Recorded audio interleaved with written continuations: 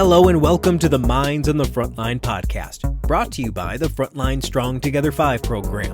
FST 5 provides streamlined access to behavioral and mental health services, as well as crisis resources for Michigan's Frontline 5 workers and their families. This includes all professional, part-time, and volunteer firefighters, EMS, law enforcement, corrections officers, and 911 dispatchers in Michigan and their immediate family members. First responders and mental health experts collaboratively created FST5 to provide 24/7 live support, effective resources, and cutting-edge services to prevent and alleviate PTSD, anxiety, depression, and other frontline work-related mental and behavioral health challenges. Need help now? If you are a frontline worker in Michigan or an immediate family member experiencing any crisis, work-related, substance abuse, depression, relationships, finances, or any other, reach out by calling 1-833-34-STRONG or go to fst5.org for more information. I'm Jeff Lassers, one of the hosts of the Minds on the Frontline podcast, and I am a professional firefighter, paramedic, educator, and content creator. Minds on the Frontline is co-hosted by Mike Mattern, who is also a professional firefighter and paramedic. In addition, Mike is a peer support team member for his fire department and the Frontline Strong Together 5 program, as well as the chair of the Michigan Professional Firefighters Union Behavioral Health Committee and a board member of the Michigan Crisis Response Association. Mike has training and experience with frontline worker mental and behavioral health. On the other hand, I do not. My role is to produce the show, whereas Mike is a resident subject matter expert. Together, we hope to inform, educate, and entertain frontline workers, their families, and the public regarding the realities of frontline work-related mental and behavioral health challenges. In today's episode, we have the honor of welcoming Michael Sugrue, a retired police sergeant from California who stands as a beacon of inspiration and resilience for first responders everywhere. His tale is one that echoes in the silent spaces beyond the sirens and flashing lights, in the quiet aftermath where the real battles are fought. Michael's story, specifically rooted in the events of one harrowing night in December 2012, vividly highlights the intense and immediate pressures faced by first responders, where decisions made in mere moments can carry the weight of life or death, leaving enduring impacts on those who make them. Michael's raw and honest recounting of the legal and emotional aftermath of that critical incident unveils a side of public service rarely discussed but often endured. His candid portrayal of his fight with PTSD, the strain it placed on his family life, and the personal toll of a critical incident are stark revelations of the price paid by those who protect us. But it's not just a story of struggle. It's a chronicle of overcoming adversity. Michael's story took a pivotal turn when he reached out for help, a testament to the courage it takes to show vulnerability.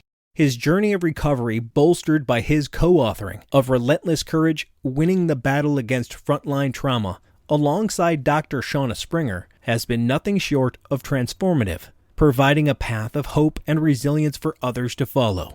Dr. Shauna Springer is a distinguished psychologist with a storied career in helping veterans and first responders heal from trauma. Doc Springer brings an essential perspective to Relentless Courage. Her expertise in forming strong therapeutic networks is a cornerstone of her practice and a testament to her belief in the healing power of connection.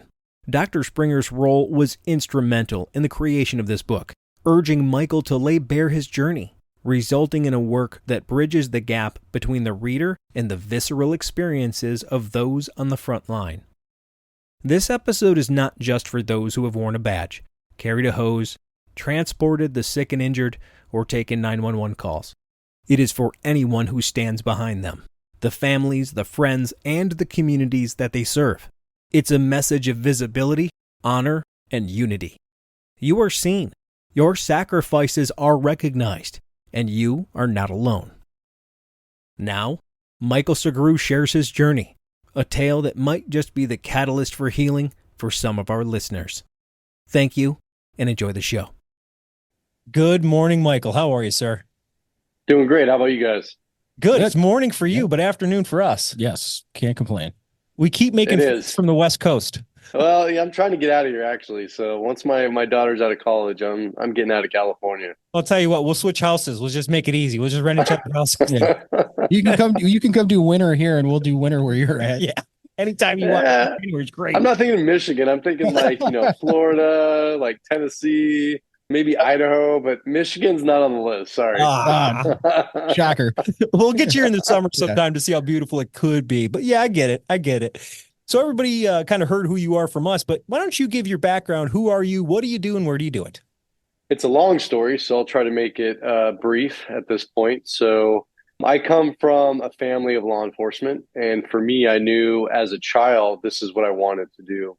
Right after college, I went straight into the Air Force as a second lieutenant. I was in security forces, which is basically military police, anti-terrorism, force protection, air-based ground defense. I did that for 6.5 years, active duty, served all over the world, Middle East, South America, Europe, all over the US. Got out as a captain in 2004. I was already stationed back here in the San Francisco Bay Area, which is where I'm from originally. And I went into civilian law enforcement for the Walnut Creek Police Department. Literally living my dream. I worked a bunch of different assignments from, officer at first to FTO, detective. I was undercover on a state drug task force. Got promoted pretty early on to sergeant with 8 years on with the Walnut Creek Police Department. And I was involved in a very tragic incident, literally my second solo week as a sergeant. And that incident, it changed everything for me. It literally led to a whole series of just other events and a downward spiral in my life. And I got to the point where literally I didn't want to be here anymore. I was suffering in silence. I literally was trying to kill myself on duty. And it was another fateful incident that literally saved my life. And that was my wake-up call. And that's why I'm here today. So I'm now on the other side of the post-traumatic stress injury recovery. And I'm living proof that you can get better, that you can overcome this injury. And so I'm here to spread that word, to spread that message, and to give people hope, but also for them to learn from my mistakes, because I made a lot of mistakes and I don't want people to make the same ones. Absolutely. That's very well said. I think, what a lot of people don't understand about what could happen as soon as that sentinel event happens and then things start unraveling, they don't realize that once you're on the highway, it's really hard to find the rest stop or the turnaround. And so once you started going down that road, like you said, dealing with what you had to deal with, it's a very tough thing to crawl out of alone. It's nearly impossible. It is. And I thought I was alone. I mean, honestly, like when I was in the middle of it, I thought there was something wrong with me. I thought that the feelings I was having were abnormal, and I didn't realize that it was actually normal. All the things I was feeling, I was experiencing was a normal reaction to the horrific, abnormal things that we have to see and deal with on a daily basis. And I didn't realize how big the support network is out there, that our brothers and sisters, firefighters, police officers, paramedics, dispatchers, they're going through it or they've been through it. And there's lots of people that can show you the way out. And so it's just amazing to learn what actual resources are out there that can help us. Yeah, absolutely. So let's give everybody some context. So first of all, like I said in the introduction, it's really important for you guys to go out there and read his book, Relentless Courage. It's a fantastic book that if you want to understand a little bit more of what it's like on the police side of things when they are being investigated for doing their job and to understand what the human goes through, it's a great book. If you're a culturally competent clinician or want to be, you got to read this book. If you're a fire chief, police chief, corrections, whatever boss, you got to read this book. If you want to be a peer supporter, you should probably read this book. My point is, it is the culmination of a lot of great things where it's about your story, but it's amazing. And the human effect of the stress you went through is so common. So give everybody just the elevator version of the laundry list of things that unraveled since the event you were involved with that really spiraled you. So the event was a fatal officer shooting, and basically it was a guy with a butcher knife that was trying to kill a couple inside a condominium. And I was first on scene. Another officer showed up right behind me. And when we confronted this individual, trying to get to this couple, he then tried to kill us. And unfortunately, we had to take his life, not only to save our own lives, but to save the lives of the couple that were barricaded upstairs. And so that event, I call it my tipping point. I'd been involved in hundreds of traumatic incidents before this, but the problem is that I never dealt with them. I never decompressed. I never discussed them. I just bottled them up and they were stacking up internally. And I think of it kind of like a jar. My jar was filling up, and this shooting is what caused my jar to literally overflow. And so after the shooting, there was dual investigations going on, obviously from the district attorney, but also from our own agency, which is all normal. But, be a suspect, and literally you are a suspect in a homicide until you're not. And so to go through that process where you're being interrogated, you're being interviewed, you've got attorneys, literally everything's on the line.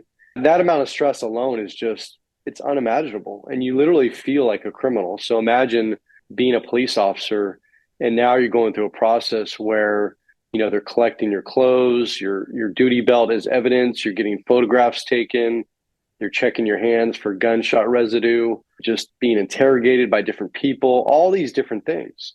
And so that happens, and I go home and I don't discuss it with my wife at the time. I don't discuss what happened, and we had been ordered not to discuss it with anybody. Of course, I could have talked with my spouse because that's protected. At that time, I didn't believe in peer support.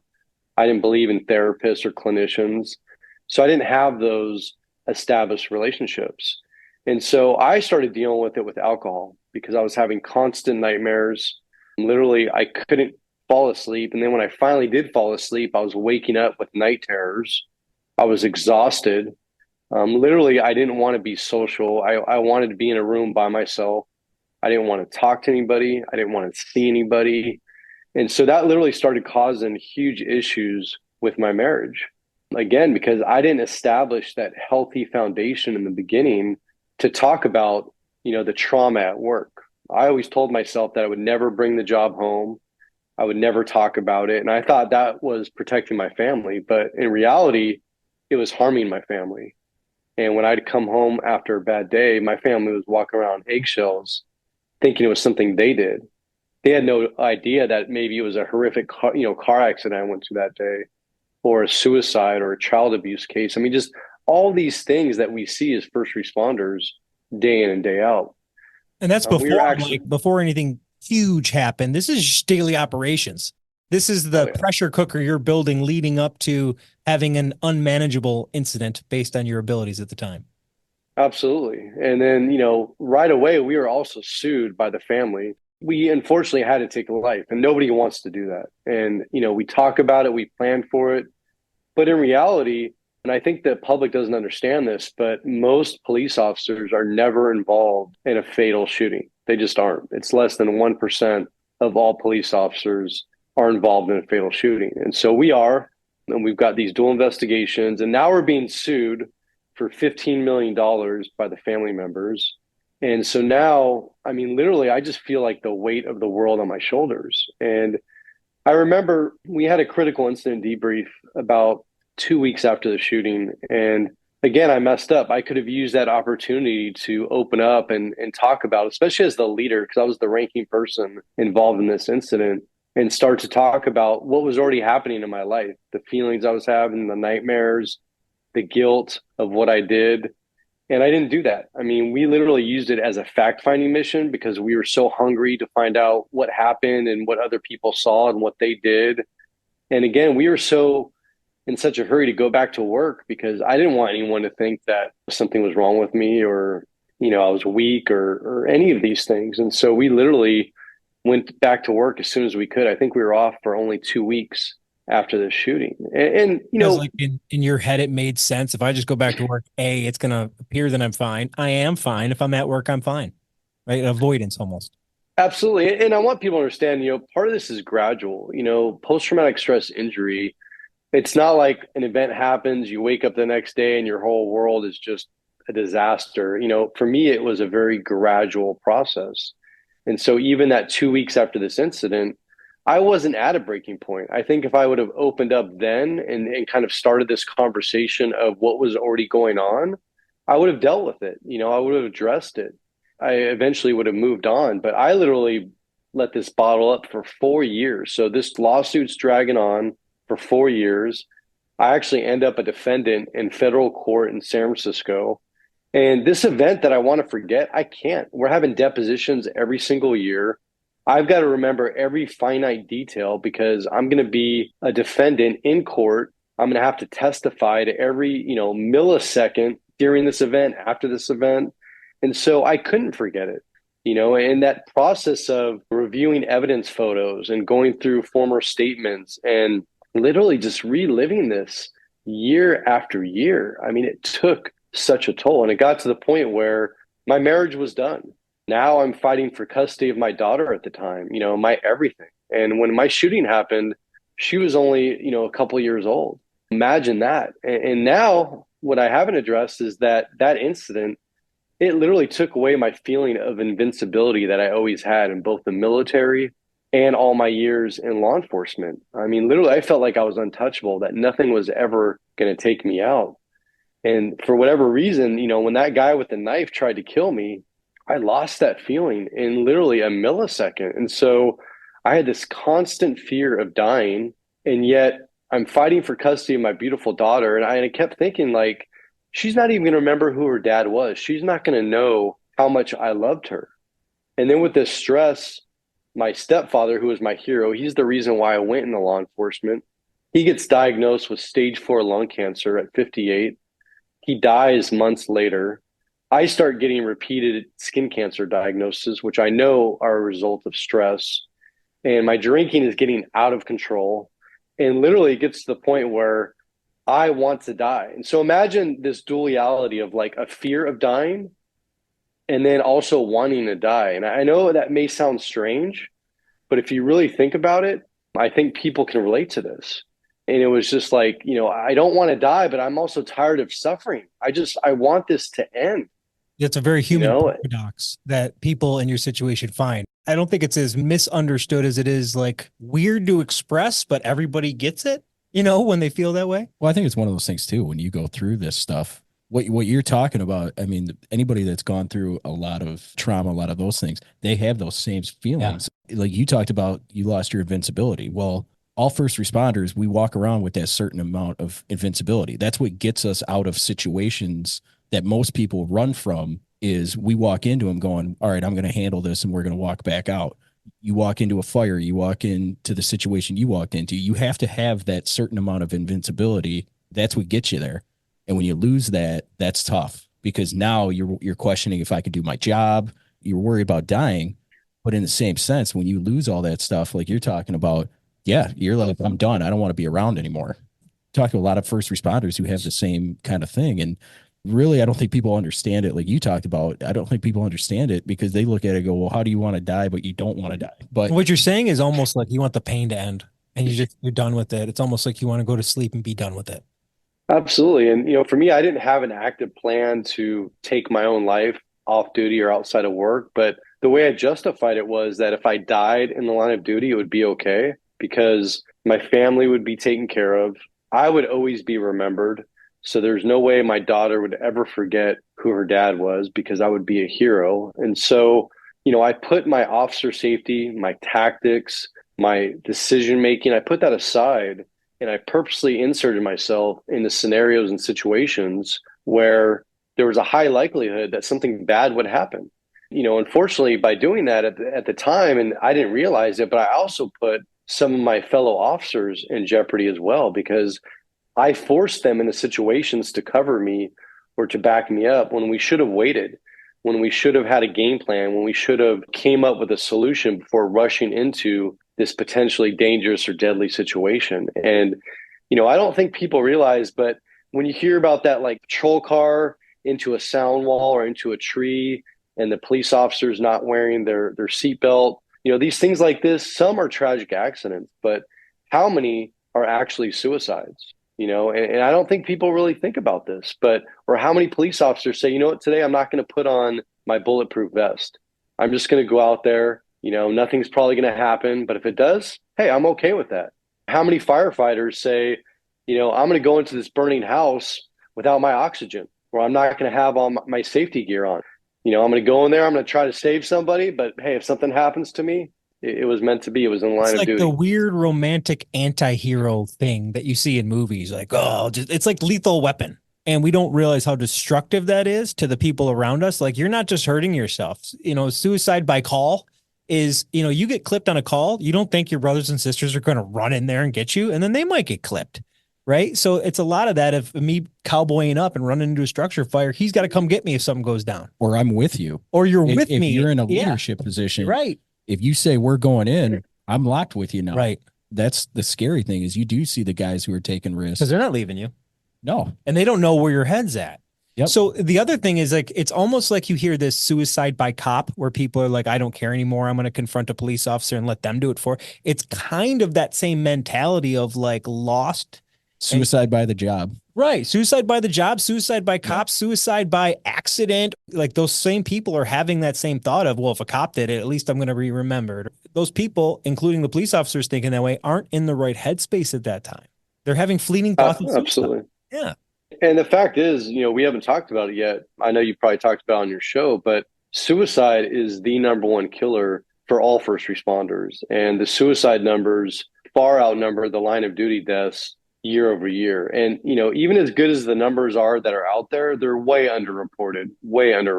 I mean, I think they're at least 3 to 4 times higher. And, absolutely, I personally learn about suicides a lot of times that are never publicly put out there. Oftentimes you'll see a fire department or a police department that will say, officer so-and-so died suddenly. Yep. And that's it. Right. And usually they're younger, they're 20, 30, 40 years old. And you think, died suddenly. Okay, what's going on with that? And some agencies are putting it out there now. They're being better about getting this information out there. I know there's a balance between respecting privacy, honoring the family members, but I think it's also important to be real, to be honest, because this is something that shouldn't be covered up. When there's one suicide in the agency, there's much more likely to be follow-up suicides at that same agency or allied or surrounding agencies. And so, again, the numbers, as good as they are out there, they're way, way underreported. And this is why we're having this discussion, because we're out there saving other people's lives every single day, right? And we train for that. We train to fight the bad guy as far as law enforcement. But how much time do we spend training for our biggest threat, which is ourselves? And we don't. We don't address it. We don't train for it. Agency chiefs don't want to acknowledge it. They want to just pretend like it's not real. They want to pretend like post-traumatic stress injury is just made up and people are faking it. And it's a real epidemic out there. And it's something that we need to fight head on. Absolutely. And I think that just talking about it more is going to break down that wall. And I think it's very, I don't want to say obvious, but it's not surprising to hear the things that you're saying. But I do want to get to something that is surprising. Like, it's not surprising that you feel the way you feel after you were involved in a shooting. Even if you were acquitted and say it was a lawful shooting, you still had to shoot somebody. That sucks. This wasn't like you were looking for problems. And then you got a stacking of all these things. These are all understandable things. But it's very hard for the brain to balance the fact when it's almost betrayed by others that are supposed to have our back. And one of the biggest things, which was a very small part of your book, is administrative betrayal. And so give us some background on what I mean by that. And you know what I mean. So I'll let you just tee that up and go ahead with it. But first, before we go there, I want to bring up something that's directly related that we also don't talk about. So, and again, I'm going to say most, not all, but most first responders, in my opinion, have some form of childhood trauma. And let me qualify that by saying there's a scale on that. So it could be what I would say is on the minor end, which is maybe just a parent that works all the time, was never home. They love their children. They're supportive, but they're just working so hard to provide. They're not there. Or maybe a parent that's not emotionally expressive or affectionate. Or like in my case, I had a father who was an alcoholic. He was a drug addict. Or it could be on the more severe end of the spectrum, which is child abuse, sexual abuse, mental abuse, all these things, right? So at a young age, we get exposed to this trauma. It actually makes us very resilient. It makes us good at overcoming adversity. It makes us decisive, makes us natural caretakers. it leads us to these careers in the military as first responders. And it actually makes us very good at what we do. But like in my case, I never dealt with that. I never processed it. I literally just pushed it aside. I forgot about it. I literally forgot about it. And I'm living this great life. I'm this successful, badass first responder. I'm out there doing my thing, protecting and serving. And so the reason I bring that up, because it's directly related to admin betrayal. And so in my case, my admin betrayal started when, after my trial ended, and now I'm really at a very, very low point, and I'm really trying to die in the line of duty. It ended September 2016. About a month after that, I'm on duty. One of my best friends, turns out, tries to kill himself. He was a retired reserve officer, Vietnam veteran. And I show up at the trauma center covered in blood, literally in and out of consciousness. They rush him off to emergency surgery. And I thought he was going to die. And I remember sitting there for hours in the hospital feeling this overwhelming sense of guilt of, why didn't I do something to prevent this? Why didn't I see the signs? And all I could think about was my daughter. And what was she going to do? What was going to be the effect on her when I get killed in the line of duty? And so a month after that, on the anniversary of my shootings, when I finally got the strength and courage to ask for help, I mean, literally after 4 years of suffering in silence, I was ashamed, I was embarrassed, but I knew I had to do something. So I pulled out my cell phone. I called the on-duty watch commander and I said, look, I can't do this anymore. I cannot, I need help.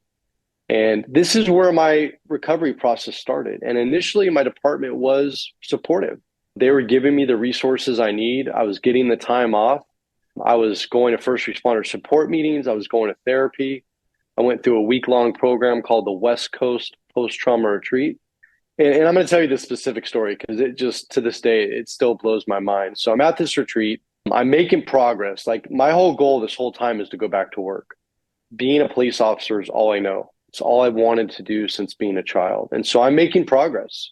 Things are happening. And while I'm at the West Coast Post-Trauma Retreat, we have like a 90-day plan, a 1-year plan, a 3-year plan that we leave with. It kind of guides us in our recovery and it gives us some goals.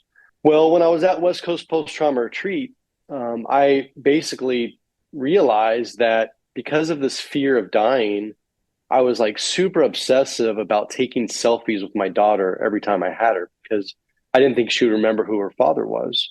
And I'm going through this horrible divorce. And literally, one of my goals was, instead of taking these photos, to create a real, lasting, lifelong memories with my daughter. Instead of just these photos that really don't mean anything, right? Just give my daughter some real memories that she can hold on to. And so my plan was, this was in May. And I said, you know what? I'm going to take my daughter to Disneyland, just the two of us. And I'd never done this. I'd never even taken my daughter out of the county. And I said, we're going to go on Father's Day weekend and we're going to create some real memories. And so I remember I picked her up from her mom because I've got, half custody. I've got her bags packed. She's in the back seat and I hand her, she had these Mickey Mouse ears with a veil and her name stitched on it. And I gave it to her and I said, baby girl, we're going to Disneyland. Her face just like lit up. I mean, lit up. And I remember I posted the picture on Facebook. And at that time I was friends with everybody at my department on social media, my admin, everybody. And so we're driving down there and I almost get to the hotel and I see a phone call coming to my cell phone. And I recognize it's from the city of Walnut Creek, but I don't answer it. I'm like, it can just go to voicemail. And so it goes, but I'm OCD, I'm type A. So I listen to the voicemail right away and it's a friendly message. It's just like my lingering HR in your head, right? I gotta hear it. Yeah, because otherwise we all know that because you're going to wonder for the next how many days what it's about. Because if they did leave a message, it must not have been a big deal. They're probably whatever, no big deal. But no, there's that voicemail message right there. What is just waiting for you? Please press play. Exactly. And so I remember this was a Thursday night, and so I get it. I listen to it. It's a friendly message. It's the HR director with one of my administrators. We'll just call him Captain Evil for the purposes of this discussion. And related to dog. Yeah, right. And it's like at first, like, hey, we're just calling to check on you. We wanted to see how the West Coast Post-Trauma Retreat and see if there's anything you need and blah, blah, blah. And this is the end of their day. You should hear from an employer. You're like, what's the setup now? Yeah. Right. And she goes, I'm here with Captain Evil and da-da-da. And so like, I'm like, this sounds like friendly and there's no urgency. It basically says, hey, if you get this by the end of today, call us. If not, call us when you can. So I'm just like, whatever. I'm focused on my daughter. We get to the hotel, we book in, we're hanging out at the pool. The plan is we're going to Disneyland in the morning, right? So we're getting up early. We're getting Mickey Mouse pancakes across the street from the hotel, and we're hitting the park. And so we're at breakfast, and my phone rings again, and it's a city number. I'm like, oh my gosh, what is going on? But I don't answer it again. I'm sitting there, but I listen to it immediately. And this time it's Captain Evil, and his voice and demeanor is totally different. It says, this is Captain Evil. It's such and such time. We tried to call you yesterday and you didn't answer your phone, and you're required to answer your phone business hours, Monday through Friday, which, by the way, I've never heard of. Nobody told me that. And then he says, we don't have any leave or vacation on the books for you, so we assume you're in town. Now, mind you, I did that Facebook post, so everybody in the world knows where I'm at, right? I'm not trying to make it a secret. Yeah. But the way his message is he was trying to push me in a corner, maybe get me to lie. I don't know. He was trying to catch me up, right? Which is bullshit. But so now I'm really stressed out. So I tell my daughter, I'm like, look, baby girl, I'm so sorry, but we got to go back to the hotel. I got to call my boss. Okay. But I promise we're going to go to the park. So we go back. I'm in this tiny hotel with my daughter. She's, 6.5 years old now, and I'm trying to keep her occupied. I call my Captain Evil up, and at first he's like, oh, hey, just want to call, see how things are going. And I'm excited. And I'm like, sir, things are going great. I said, I got a great therapist. I'm going to these meetings. I went to West Coast, and it was like West Coast post-trauma retreat. I said, it was life-changing. It was like magic. And I said, I'm making progress. And eventually gets to the point where he's like, well, when are you coming back to work? And I said, Captain, I don't know. I said, I can tell you that I am coming back. That's my goal. I don't have an exact date for you, but I'm going to come back as soon as I can. And then the conversation turns to retirement, something I never thought of, something I didn't want. And he basically tells me, after saying, hey, have you ever thought about, retiring? And I told him, I said, no, I haven't. I said, that's not my plan. I'm coming back. And he basically tells me that, if you decide that that's something you want to do, we can make this painless for you. We can make it very easy for you. And I was like, well, thinking in my mind, what the fuck is this guy talking about? Right. But I said, sir, I appreciate that, but it's not necessary. I'm going to get better. So anyways, I get through that. Now I'm just pissed, and I can't just shit on my daughter. Yeah. I mean, the whole weekend I'm stressed. I'm thinking about what is going on? Where did this come from? What are they talking about? Because up to this point, they've been supportive. And now all of a sudden they're talking about retirement. And this is where I realized I was just a number filling a position. All those years of hard work and dedication, it didn't matter. They either wanted me back right now, today, doing the job, or they didn't want me at all. And so I get through the weekend. I come home. I think it was Sunday night. And then on Tuesday in the mail, I get this certified letter on official letterhead from another lieutenant saying, we understand that you may have been out of the area, and per policy, blah, blah, blah, you're required to submit leave and you're required to notify us and da-da-da. And I'm thinking, what are you talking about, dude? I'm in the same state. I drove a few hours Disneyland on Father's Day weekend, right? And so now I'm just livid. And so now I'm like, you know what? F this. And I got an attorney. The whole time I didn't get a work comp attorney because I'm like, they're giving me resources. I'm going back to work. And now you were in the system and it was going well. And then all of a sudden, this second thought, okay, well, we finished all that stuff. You should be better now. We've decided. Well, not only that, but how you made a huge step in progress. That one phone call just knocked all that progress right back. You know what I mean? Now you're stressing over stuff. Absolutely. That's what people, I think, sometimes don't realize in the higher up positions is that one phone call from HR and that captain erased how much time and effort that you put in to get yourself to that position where you're like, I want to take my daughter to Disneyland on Father's Day weekend, and you were happy about it. I wasn't on light duty. I was literally on getting medical treatment and focused on my recovery. And, there's this conception out there that if you're out on injury, you have to be miserable and you can't live life. And that's bullshit, especially when you're recovering from post-traumatic stress injury. I hadn't lived life for the last 4 years. Yeah.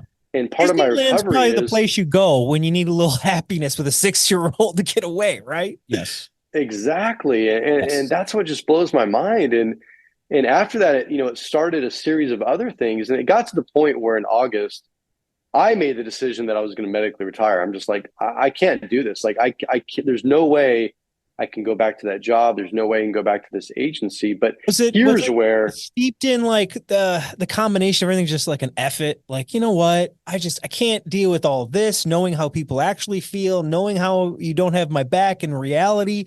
I just don't feel comfortable. Is that like what it's rooted in? Yeah, it was the feeling of abandonment, and it brought back that childhood trauma where I never dealt with, my father and that abandonment. And here I thought I found this new family, my blue family, that had my back to the fullest, that was always going to be there for me, right? Because I'm out there putting my life on the line every single day for complete strangers.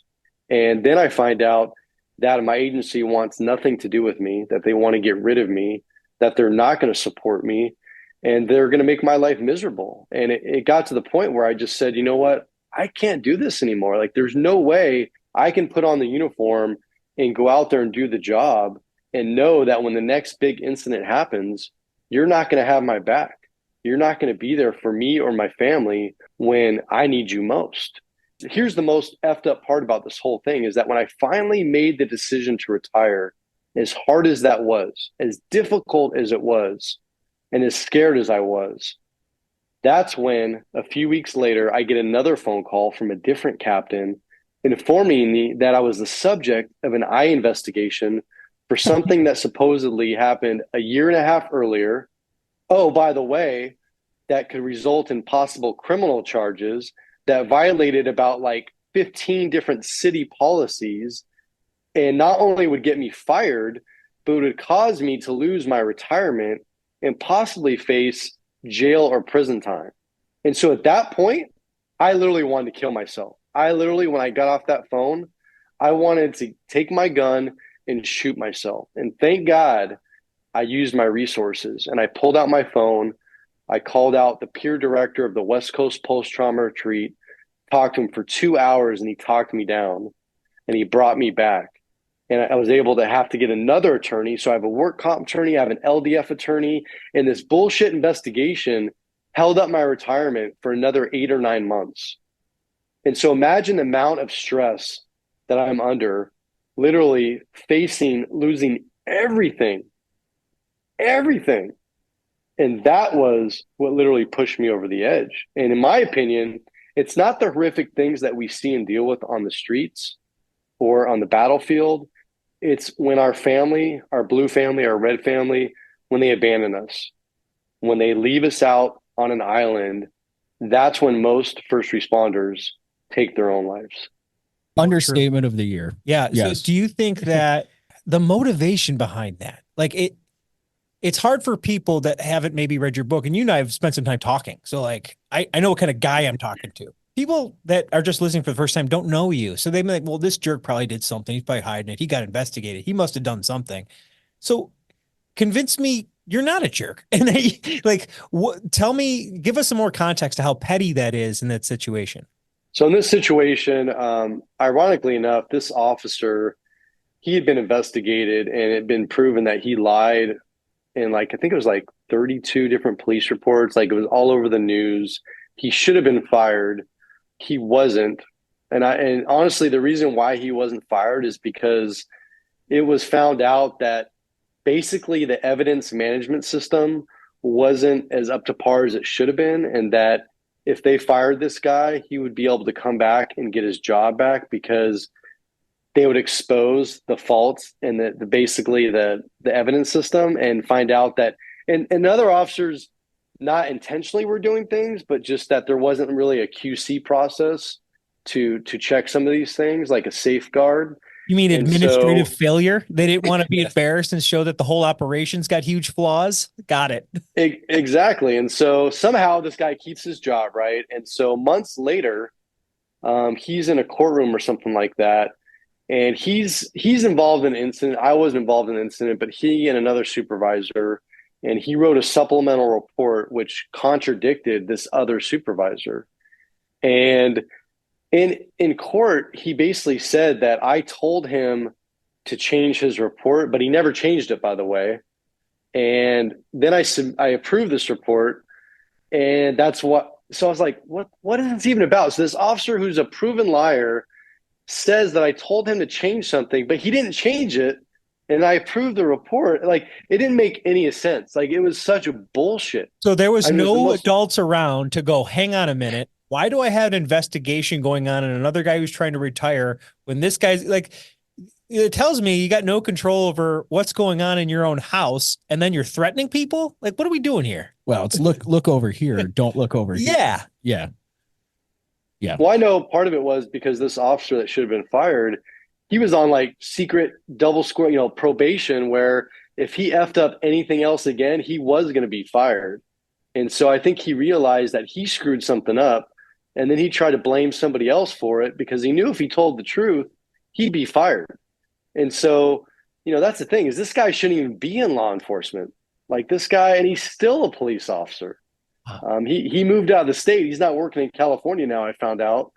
But it's just like, so you're going to support this guy, a liar, who it was proven that he lied in like 30-something police reports? I mean, it was just blew my due diligence mind. Of like accepting, like, okay, let's hear the guy out to like grab the statements. But like then to drag out this other thing is just incredible. So yeah, I wanted you to kind of give that context as to, it wasn't like, Mike's here lying to us trying to get one over. Like, no, he got a part of a system that another guy was in trouble and he got dragged down with him. That sucks. So you go through this process, you're done with it. You're done with it, man. And okay, you leave all that stuff. Now what? It's not like, okay, well, I left, I feel better. I was still embarrassed and ashamed. When I finally retired, I didn't tell any people what was going on. I didn't tell them why I retired. Of course, the administration knew, but I had cut all ties with everybody at that agency because I was so embarrassed. Honestly, I was still so embarrassed. Even, after going through this work and doing all these things, I didn't want to talk to anybody. I just wanted to go away, live my quiet life, and that's it. And things changed about a year after I retired. So I retired in the summer of 2018. A year after that, in 2019, a podcast host, and I'd never been on a podcast. I never shared my story publicly. He reached out to me. He was big into fitness. I was into fitness, and he was a former police officer. Asked if I'd be on a show, and I said, I'm honored you'd ask me, but I'm not interested. No, thank you.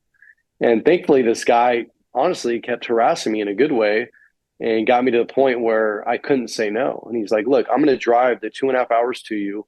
You name the spot. I just need an hour of your time. And so finally I did agree to do it. And this is what changed everything for me because I remember I met with this guy in the back of a Mimi's Cafe. I didn't know him.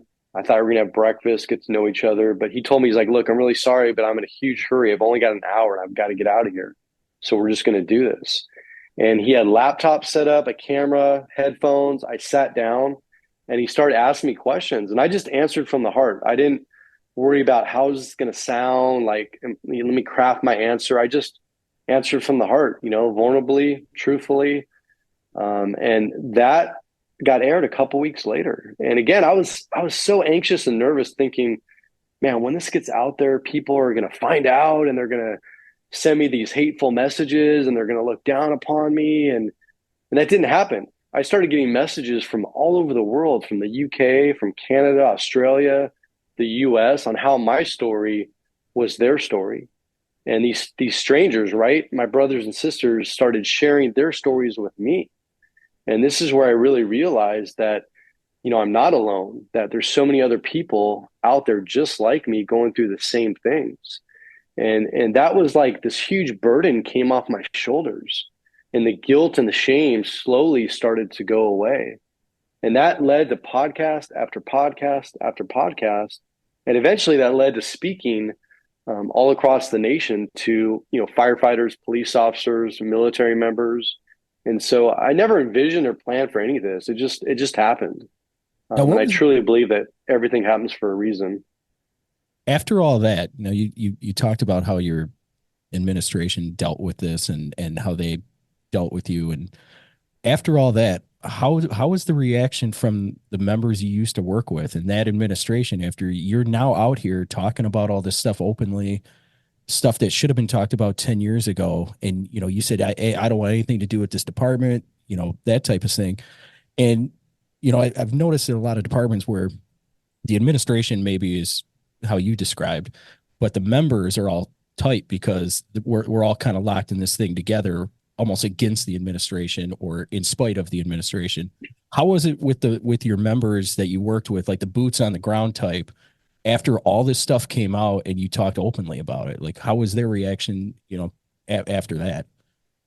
I'd say it's mixed, to be honest with you. I mean, I would love to tell you that everybody opened their arms up and was supportive and welcoming, but and there was a lot of people that were, but there's also people out there still to this day that treat me like I have a plague or like a cancer, and they can't even look at me. They don't want to be associated with me. And I used to get so angry about that type of stuff, but what I've realized is that, well, number one, I don't judge people like I used to, but number two, I realize that people are dealing with their own crap, and a lot of people haven't acknowledged it, and they don't want to acknowledge it.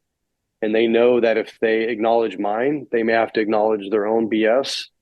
And so I pray for them. You know, I hope that at some point they realize, you know, the damage that they're causing to themselves, to their family members, to their loved ones. But as far as the administration, you know, I've heard from sergeants and lieutenants, but, you know, the actual, I would say, main players in this, I've never heard from. I've never gotten an apology, nothing at all. And ironically enough, there's a new chief that took over the agency. I don't know this chief. I've never met him. But I've sent him interviews I've done. I've sent him the links to the book, articles on the book. He hasn't even copy responded. Of the book. Yeah. I mean, no, he hasn't even responded. Like, that's ridiculous. Like, how do you not just reach out to a member who's clearly? It's ironic because I speak all over the country, right? So I'm in California. I've spoken Virginia, Florida, you know, all over the Midwest, but yet, you know, they would never have me come speak at that agency, even though, you know, 80% of the people I worked with aren't even there anymore. It's a totally different department. It's a totally different chief. But you would think, like, if you're taking over a department, you would want to find out about the history. Maybe you would read an internationally best-selling book, right? That is not just some like fluff piece, but is actually like, you know, saving lives around the world.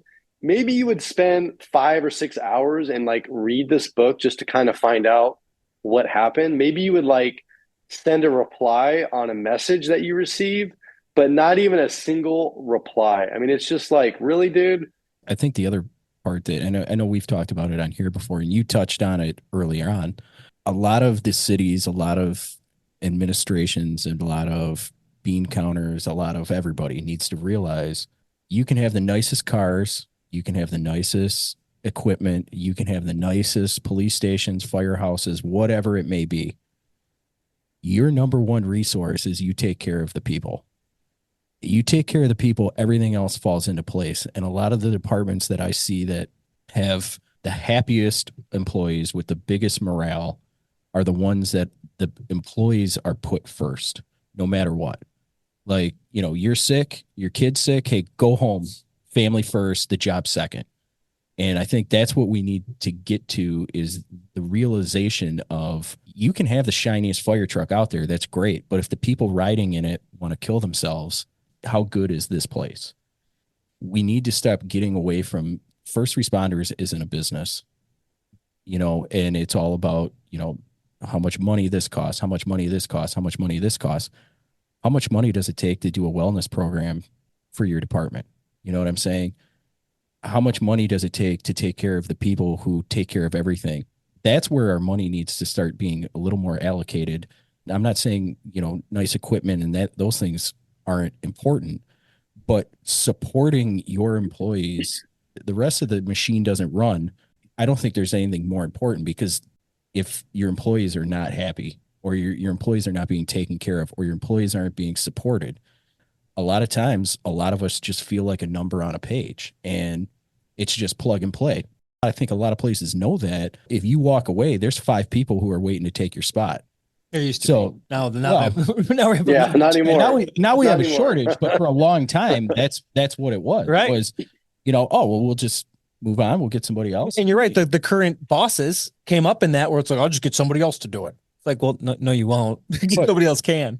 But that's the thing is I think we need to start looking, like you talked about, it's the family. Take care of them like you take care of your family. They're not your employees. They're your family. On my crew, there's times where like, hey, I got to call in sick 2 days in a row. And you're like, then call in sick 2 days in a row. Well, I don't want to get in trouble. You're like, listen, I'm not getting you in trouble. Family comes first, as far as I'm concerned. You go take care of your family, because once your family's taken care of and you come back to work, your head's where I need you to be, not coming to work and your kid's sick at home. Yeah. And I think we need to start getting more towards that. You take care of the person. They're not an employee. They're a person. That's where I think we're starting to change it. And like your book, talking about your story, because you're influencing the people who are going to be leaders down the road. That's where we change this stuff. We can't change what's going on today, right now, or in the past. All we can do is learn from our past and not repeat the history to make it better for the generations down the road. And I, just like you said, talking about this book, reading your book, those people are going to read it. And the people who got a hold of you from all across the world, they are now at some point going to have those positions, and they're going to go, you know what?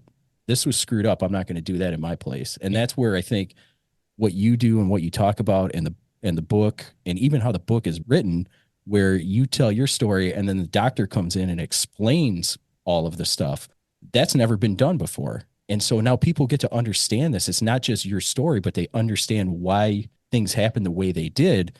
And that brings that education to these next generation of leaders. So we don't have what happened to you happen again. Yeah. That's amazing. Yeah, it truly. And I actually, Michael, we're going to steal this idea from you. So let me give you a little context to everybody listening. The book is written where Michael gives his feelings, opinions, and background.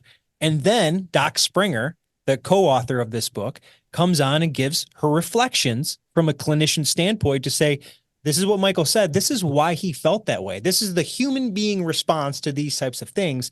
And it was a perfect connection of not just a story, but a story that another person can go, yo, this human's feeling this because X, and I could relate to you. I can't relate to shooting another person. But when a clinician comes on and explains to me the human emotion of going through a traumatic event and what it does to their brain, body, and feelings, that I can relate to. So give us some more background on Doc Springer, because we're totally stealing your idea for our episodes. We're actually going to interview people and then have a clinician comment on it. It's going to be great. Thanks for the idea. So, yeah. Doc Springer, amazing woman. So I'll just give you the quick backstory of this book, because again, it's not anything that I planned or envisioned. And right before COVID, I didn't know Doc Springer. She's a clinical psychologist, Harvard graduate.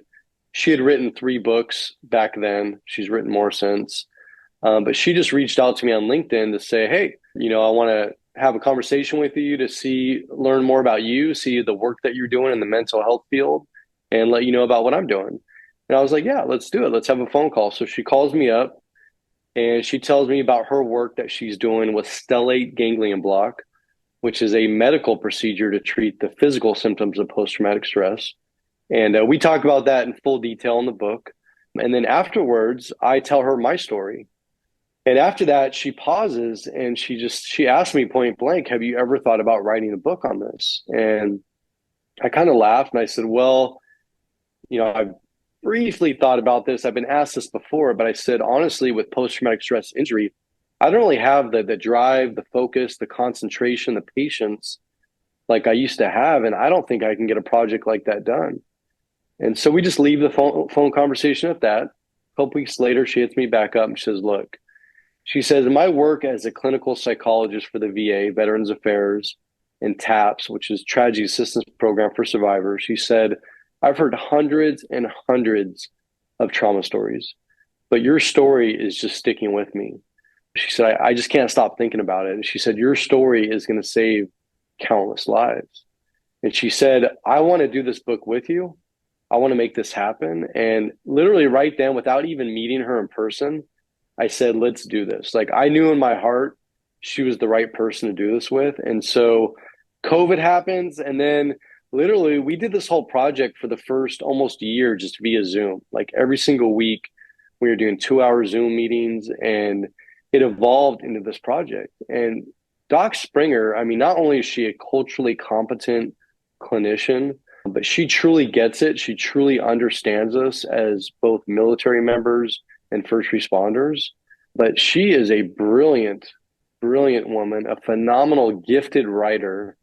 And I'm so blessed to have her in my life to do this project. And, this project, it took a toll to have to go back and relive this, but this book is living proof of the collaboration between a culturally competent clinician and a first responder, because before and after every session when we would talk, she would check in with me. We would talk about what was going on. And we had a relationship then, and we still have it today. I just talked to her yesterday where I can call, text her anytime, and she can do the same with me. And we can have fully open, transparent, vulnerable conversations with each other. And that's what is required, to have that trust to where you can share these things with somebody. And it shows the path, the healing path to overcome this injury, because it is an injury.